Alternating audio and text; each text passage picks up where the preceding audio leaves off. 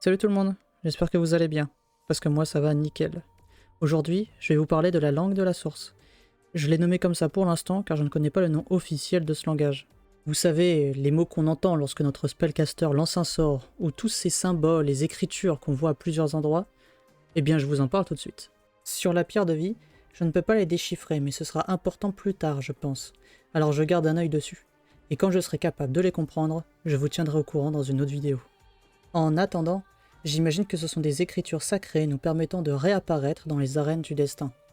Sur le ventre de l'élémentaliste de feu. On ne peut pas le voir en entier, mais vu comment il ressort, ça doit représenter quelque chose de vraiment important, comme l'insigne du 9e roi de Hiram, ou l'emblème de son royaume. Allons voir le chaman de pierre. Plus précisément, le skin né du blizzard. On peut en voir un, et on le voit bien en plus. Sans doute l'emblème du clan des chamans des frimas, tout simplement. Pour pouvoir mieux comprendre cette langue magique, il faudra s'intéresser aux copistes mystiques de Shizan dans le futur. Prenons exemple sur la seule copiste qu'on connaît. Les écritures sur le parchemin sacré de la scribe mystique sont sans doute les psaumes antiques transmises par les copistes de génération en génération. Cela serait peut-être un sort pour protéger le parchemin sacré lui-même, comme une barrière magique. Et ce qui se trouve sur son bandage en est aussi. Des écritures sacrées, qui offrent soins et bénédictions. Elle est peut-être gravement blessée et tente de se soigner elle-même. Tout ce qu'on peut comprendre de ces symboles, c'est que les copistes sont spécialisés dans la magie sacrée. Alors, tous ces symboles seraient l'écriture de plein d'incantations sacrées différentes. Et évidemment, le sceau de Shizan, l'ultime de la scribe mystique qui nous montre des écritures sacrées qui ressemblent à ceux qui se trouvent sur les pierres de vie. Il y en a d'autres, sur le skin de la relieuse dame, sur le papier au milieu du front, oui, mais aussi en bas, sur les côtés et sur son bras directement peint sur sa peau. On peut s'imaginer que sur le papier sur sa tête, il y est écrit « Relieuse d'âme ». Et pour le reste, j'en ai aucune idée malheureusement. Maintenant, le plus intriguant de tous, le grimoire de la sorcière des marais. On peut voir son arme, un bâton tordu coupé dans les racines des marais. Je n'arrive pas à savoir qu'est-ce que représentent ces marques-là. En tout cas, il y en a 3. C'est peut-être important de les retenir. Il y a ces 2 pages. Sur celle de gauche, on peut retrouver ces mêmes marques déjà vues juste avant, mais aussi la tête d'une monstruosité. Est-ce un roi démon? Sur la page de droite, 4 symboles mis en évidence. Le premier, le deuxième, le troisième me fait penser à ce qu'on voit dans la folie, un sort disponible dans le jeu. Regardons et écoutons ça.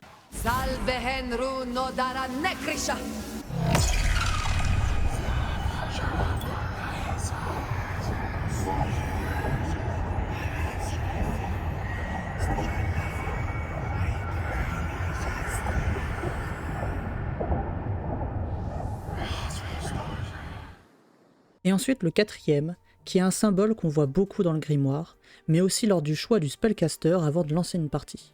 Je sens qu'il va falloir bien retenir ces 4-là. Passons à une autre page.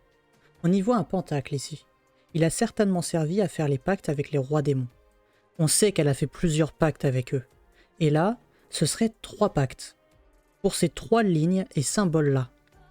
Ensuite, ce qu'il y a dans ce cercle. Je dirais que ce sont les rois démons. On revoit ça aussi.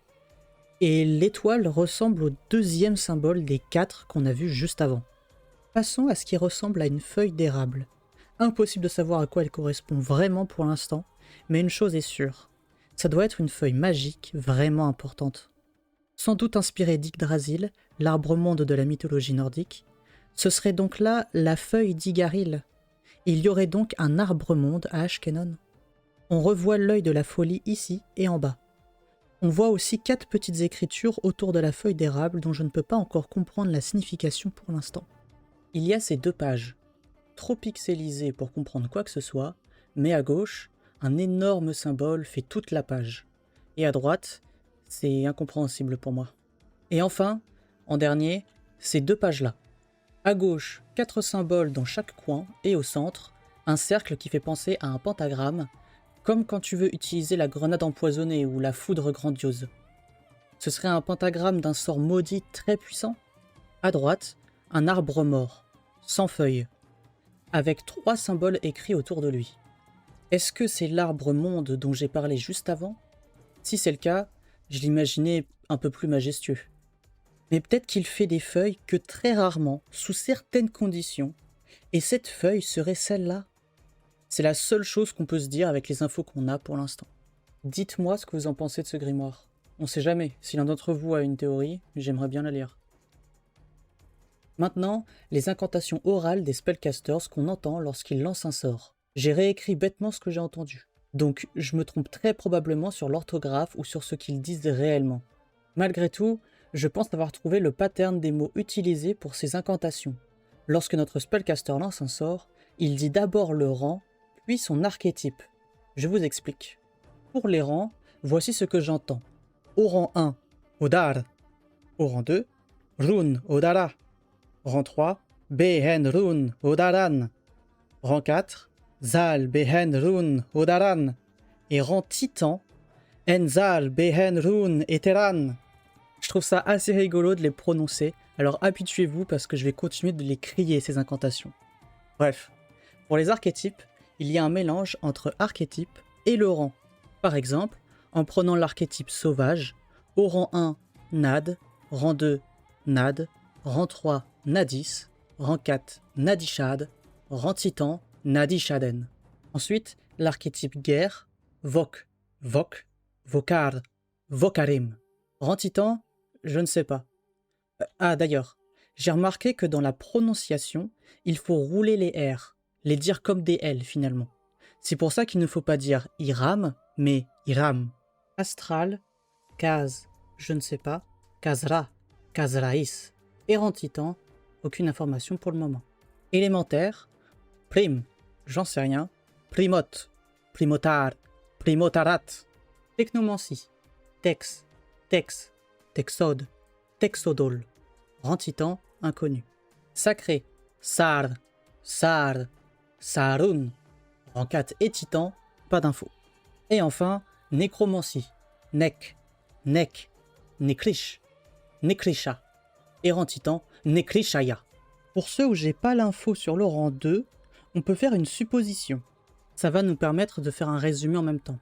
Pour tous ceux où j'ai l'info sur le rang 1 et 2, on peut voir que c'est les mêmes à chaque fois. Alors on peut facilement s'imaginer que ça se passe de la même façon pour les archétypes élémentaires et astrales. Maintenant, je vais vous montrer des exemples. En rouge, le rang, et en bleu, l'archétype. Je vous fais une petite liste où il y a le rayon de glace, la liche, le char à vapeur, le mastodonte et Gaïa. Cette théorie fonctionne pour la grande majorité des incantations. Il y en a très peu où cette logique ne s'applique pas. De plus, certains sorts n'ont pas d'incantation vocale. Voici la liste de ceux qui manquent. Il manque aussi la boule de feu, la nova astrale et la grenade empoisonnée, qui étaient dans le jeu durant la bêta 2, mais qui ont disparu depuis le lancement de l'Early Access. D'après ma théorie de rang et archétype, il n'avait pas d'erreur en plus. Donc je m'interroge beaucoup sur la raison d'avoir retiré les voice lines de ces trois-là. Je ne sais pas si c'est volontaire ou pas. Je pense que tout n'est pas encore implémenté et que ce n'est pas bien grave. Il y a plus important à faire sur le jeu pour l'instant. Mais revenons à nos très peu qui ne fonctionnent pas. Pareil, je vous fais une liste. Alors, en premier, pour la résurrection, ça dit que c'est un sort de rang 3, alors qu'en réalité c'est un sort de rang 4. Ensuite, les golems de terre et les behemoths de pierre, où pour les deux, ils se trompent en disant que c'est un archétype sauvage, alors qu'en réalité ils sont de l'archétype élémentaire. La métamorphose, où là c'est n'importe quoi, ça dit que c'est un sort de rang 4 et sauvage, alors qu'en réalité c'est un sort de rang 3 et astral. La baliste, où ça dit que c'est un archétype guerre au lieu de technomancie. La manufacture de soldats roquettes, nid de harpie et crypte, ces trois-là se disent comme s'ils avaient l'archétype astral, alors que chacune ont l'archétype technomancie, sauvage et nécromancie. Le séisme, où ça dit que c'est un sort de rang 4 alors que c'est un sort de rang 3, tout le monde dit ça, sauf le sorcier de fer qui ne se trompe pas et dit correctement le rang 3 est sauvage. A l'inverse, le sorcier de fer est le seul à se tromper sur ces deux incantations-là, la reine araignée et la folie, où il dit que ce sont des sorts de rang 3 alors que ce sont des sorts de rang 4. Mais aussi, pour le rempart, tout le monde dit que c'est un rang 4 au lieu d'un rang 2 et qu'en plus c'est un archétype guerre au lieu de sacré. Alors que le sorcier de fer, lui, il dit que c'est un rang 3 au lieu d'un rang 2, mais toujours l'archétype guerre au lieu de sacré. Encore une fois, avec le trou noir, tout le monde dit que c'est un rang 4 au lieu d'un rang 3, mais le sorcier de fer, lui, le dit sans aucune erreur. La moine astrale se trompe sur la pluie de feu et le blizzard, car elle dit que ce sont des rangs titans au lieu de rang 4. Après, ça ne m'étonne pas que la résurrection était peut-être pensée pour être un sort de rang 3 à la base, ou que les golems de terre et les bémotes de pierre étaient imaginés avec l'archétype sauvage au début. J'ai aussi une autre information sur les archétypes. Il y est écrit sur le Dev Chronicle numéro 3, la technomancie, la 7e et la plus récente des écoles de la source apparue dans Ashkenon. Il existe actuellement 7 archétypes dans le lore, et il y en a 7 dans le jeu, ce qui veut dire qu'on a découvert toutes les écoles. La fin n'était pas trop relou? J'ai voulu bien expliquer en détail mon idée. Je voulais être sûr que vous comprenez ma logique. Bref, je vous remercie d'avoir regardé cette vidéo, j'espère qu'elle vous aura plu, et je vous dis à la prochaine.